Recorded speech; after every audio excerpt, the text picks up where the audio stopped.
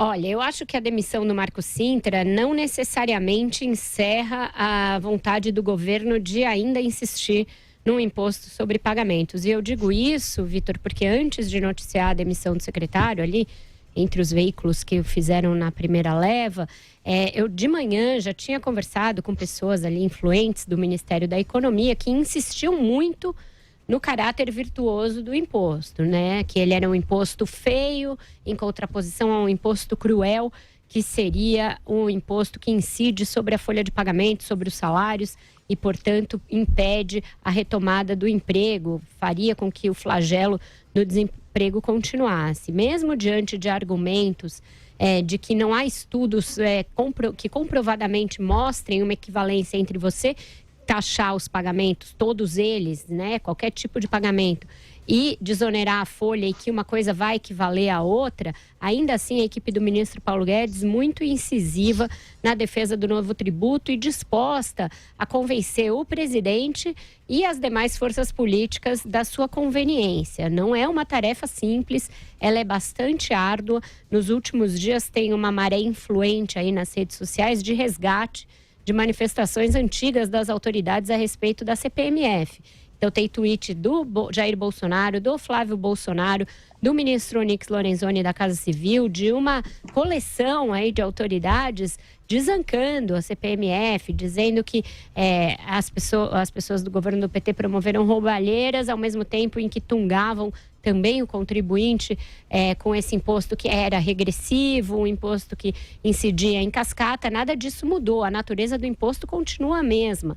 E ele, além do que, não será um imposto único. Então, não é dizer que você vai desonerar todo o resto e vai aliviar e cobrar esse imposto. É um imposto que incide em todas as transações, inclusive em espécie. E isso foi uma das razões que levaram à demissão do Marco Cintra. Entrar em mais detalhes quanto à alíquota, quanto à incidência, quanto à forma de cobrança do tributo, quando esses estudos ainda não estavam finalizados dentro do Ministério. E um auxiliar do Marco Cintra fez isso num seminário. Isso provocou a ira do ministro.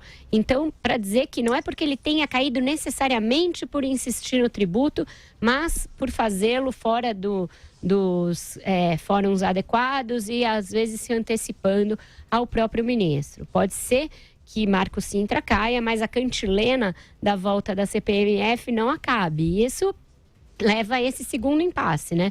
O impasse de ordem política. Hoje, inclusive, o presidente do Senado se juntou ao coro dos descontentes com essa discussão. Disse que não aceita essa discussão, que não vai tramitar no Senado. Então, você tem as portas fechadas nas duas casas. Nas últimas vezes que eu conversei com o ministro, havia duas dúvidas. Primeiro, se Bolsonaro encamparia esse tributo. É uma dúvida que permanece. Ele ainda está internado. Duvido que vá aceitar assim tão facilmente algo que é bastante polêmico, tanto do ponto de vista técnico quanto político. E a segunda dúvida era se a proposta tramitaria pela Câmara ou pelo Senado, uma vez que as duas casas já têm a sua própria proposta de reforma constitucional para chamar de sua. Então, a declaração do presidente do Senado mostra que as duas vias também estão interditadas. E aí eu não entendo por que ficar dando tanto murro em ponta de faca, sabe? Você tem de convencer o presidente da Câmara e do Senado. É quase uma missão inglória. Já custou a cabeça de um secretário, alguém que era próximo do ministro Paulo Guedes. Eles têm uma jornada muito junta, Marco Cintra e Guedes, desde a campanha do AFIF lá atrás, 1989. Então, eu não estou entendendo muito bem a relação custo-benefício dessa briga pela volta desse imposto versus o que ele pode gerar de popularidade, de trânsito no Congresso e de compreensão da própria sociedade. Porque foi dividida em 3 partes a reforma tributária do governo, né? Ela tem essa parte da volta da contribuição de pagamento em substituição aos impostos sobre a folha, e isso originalmente tinha sido imaginado pelo ministro Paulo Guedes como uma coisa casada com a criação do regime de capitalização da Previdência. Então, era algo que revolucionaria, no entendimento dele, as relações de trabalho, as relações previdenciárias, resolveria esse bloco todo. Você desonera a folha, você cria tal carteira verde e amarela e você, paralelamente, passa os novos aposentados, os futuros aposentados, para o regime de capitalização. Então, estava resolvido desse lado. Aí, na outra parte da reforma tributária, tem todo um capítulo destinado ao IVA. E é uma proposta de IVA, de imposto sobre valor agregado, que também é diferente da que está tramitando na Câmara, porque é uma proposta do secretário Saxida, que fala no IVA dual e gradual, parecido com o que é cobrado no Canadá hoje em dia, ao qual os estados aderem se quiserem.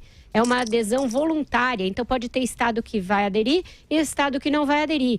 A meu ver, isso não resolve a bagunça tributária de vários regimes, de estados que cobram algum imposto na origem, outros cobram no destino, e isso é responsável por uma séria complicação aí, pessoas que têm que produzir num estado porque o imposto é de um jeito, mas o mercado consumidor do produto é em outro. Então não é só nesse ponto da contribuição de pagamento que a proposta do governo parece desbalanceada. Ao juntar várias ideias, várias matrizes de reforma tributária, o governo produziu ali um negócio que não para muito de pé. Essa ideia de uma contribuição de pagamento, de fácil arrecadação, um negócio que ninguém sonega, que aumenta a base e tal, combina mais com a ideia de um imposto único, como o Rodrigo falou antes, só que não é assim que está sendo esquadrinhado.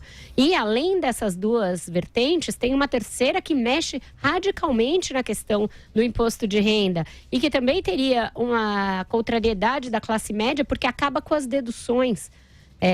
Quando a classe média pede, na verdade, a correção das tabelas de dedução. O governo acha que se paga pouco imposto sobre a renda, o que é verdade em comparação a outros países do mundo, mas países que têm o imposto de renda como a base de arrecadação. E aqui a gente está falando de uma cesta de outros tributos que não desapareceriam. Então, é uma proposta que tenta pegar um pedaço de cada conceito de teoria tributária e não me parece que eles conversem, dialoguem entre si. Seguindo com o nosso 3 em 1, antes de dar andamento à nossa próxima pauta, diga, Vera. Bom, algo que a gente estava discutindo aqui no primeiro bloco e o presidente em pessoa acaba de dirimir qualquer dúvida. Tweet de Jair Bolsonaro agora. Tentativa de recriar CPMF derruba chefe da Receita em letras garrafais. E em seguida, Paulo Guedes exonerou a pedido o chefe da Receita Federal por divergências no projeto de reforma tributária. A recriação da CPMF ou o aumento da carga tributária estão fora da reforma tributária por determinação do presidente. Então, acabou essa discussão. A gente tinha dúvida se a simples queda do Marco Sintra levaria ao fim da discussão. Levou. O presidente não vai topar, não vai encampar, por mais que o ministro defendesse que o imposto era virtuoso, etc., por todas as razões que a gente discutiu bem alentadamente aqui. Então, agora a gente pode dar como oficial que a CPMF está fora da reforma tributária.